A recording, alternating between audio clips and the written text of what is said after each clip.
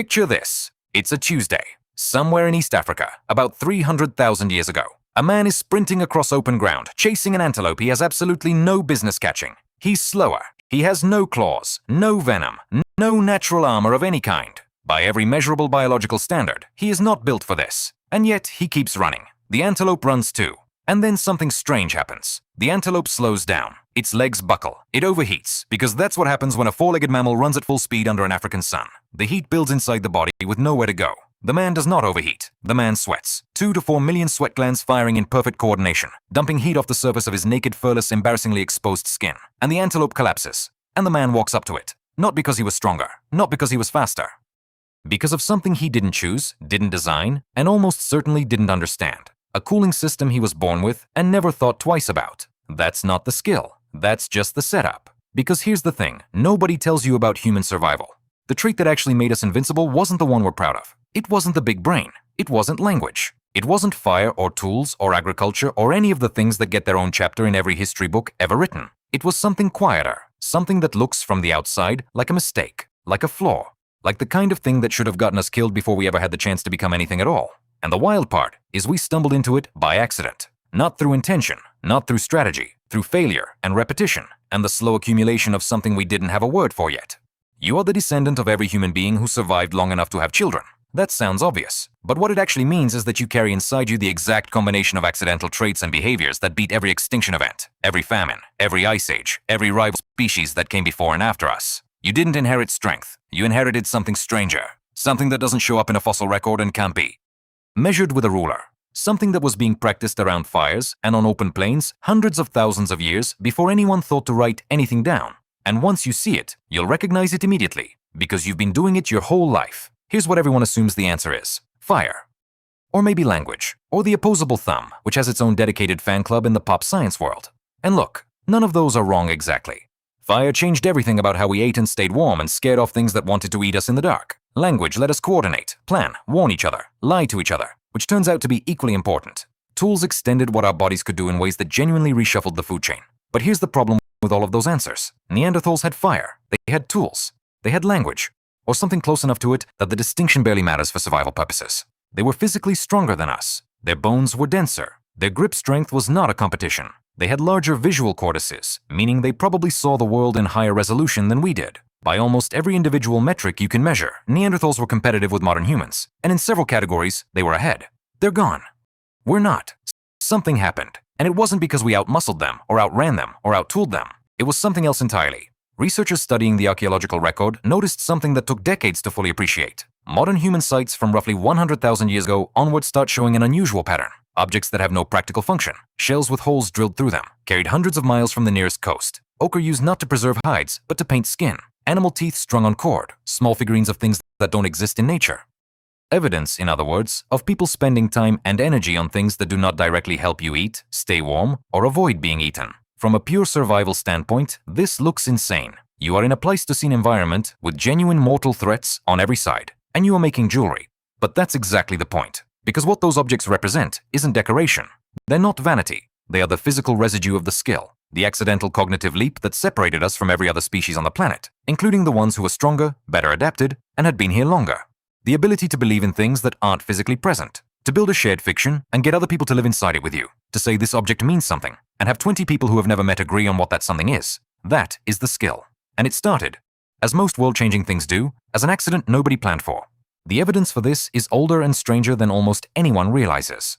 In 2008, archaeologists excavating Blombos Cave on the southern coast of South Africa pulled something out of the rock that stopped the entire field cold. 2 small pieces of ochre, deliberately engraved with a crosshatch pattern. Geometric, repetitive, intentional. Dated to approximately 75,000 years ago. Not a drawing of an animal, not a handprint, not anything you could point to and say that represents something useful. Just a pattern. Made by someone who looked at a piece of rock and felt compelled to put a mark on it that meant something to them specifically, and possibly to no one else alive. That is the earliest known example of humans making something purely symbolic. Something that existed in the mind before it existed in the world. And then the pattern accelerates. By 45,000 years ago, the archaeological record across Europe and Asia explodes with symbolic objects. Cave paintings in Indonesia dated to over 45,000 years old, showing animals in motion, painted with such precision that modern artists have studied them for technique. Flutes carved from vulture bone found in southern Germany. Playable instruments, meaning someone spent hours engineering an object whose entire purpose was to produce organized sound for other people to hear and feel. Burial sites where the dead were laid with grave goods, ochre, shells, tools, objects chosen with deliberate intention for a journey nobody had ever come back from to confirm was real. Now here's where the skeptic in the room raises a fair point. Maybe this is just creativity. Maybe it's pattern recognition. Maybe the symbolic thinking explanation is too grand for what might just be bored humans making pretty things between hunts. It's a reasonable pushback, and it deserves a straight answer. The answer is this. Symbolic thinking isn't just about making art. It's about the cognitive infrastructure that makes art possible. The ability to hold an abstract concept in your mind, assign it a physical representation, and then transmit that concept to another person who has never directly experienced the thing you're describing.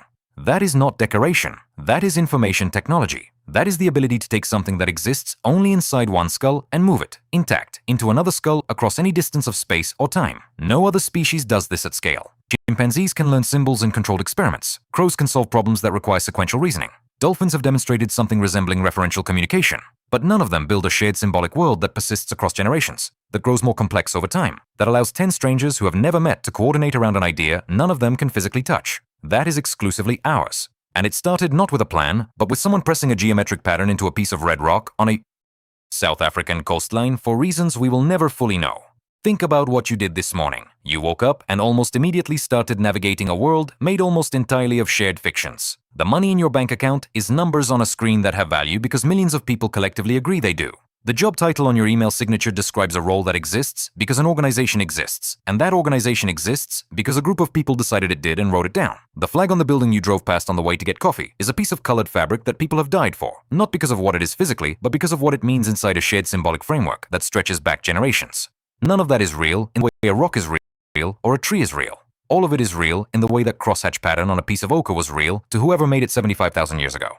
Meaningful because minds agreed to make it meaningful. Powerful because enough people carried the same fiction inside their heads at the same time. This is what made us invincible. Not strength, not speed, not individual intelligence, because individual intelligence has a ceiling. One brilliant person can only do so much, but a group of people operating inside a shared symbolic world, coordinating around ideas they can't touch, sacrificing present comfort for future outcomes they can only imagine, building institutions and religions and legal systems and scientific frameworks that persist and compound across centuries, that has no ceiling. That is the engine that built everything you can see from where you're sitting right now. The Neanderthals were not dumb. They were not primitive. They were sophisticated, capable, adaptive people who survived ice ages and predators and competition for 400,000 years. What they appear not to have had, or not to have had at the same scale, was this. The ability to build a shared fiction large enough and stable enough to coordinate strangers, to look at someone you have never met, from a group you were born to distrust, and say, we both believe in the same thing, so we can work together. That scales. Tribes become cities. Cities become civilizations. Civilizations build on each other across time, in a chain of accumulated symbolic knowledge that you are standing at the end of right now. The accidental skill that made humans invincible was the ability to live inside a story, to tell it, share it, refine it, and pass it forward. Every religion, every nation, every corporation, every scientific institution, every piece of music that has ever made you feel something you couldn't explain, all of it runs on the same cognitive hardware that got switched on somewhere on a South African coastline by someone pressing a pattern into red rock for no practical reason at all. You are the inheritor of that accident. And every time you believe in something you cannot see, every time you coordinate with a stranger around a shared idea, every time you contribute to something larger than your own immediate survival, you are running the same software. The oldest program our species ever wrote, still executing, still expanding, still against all reasonable odds, winning.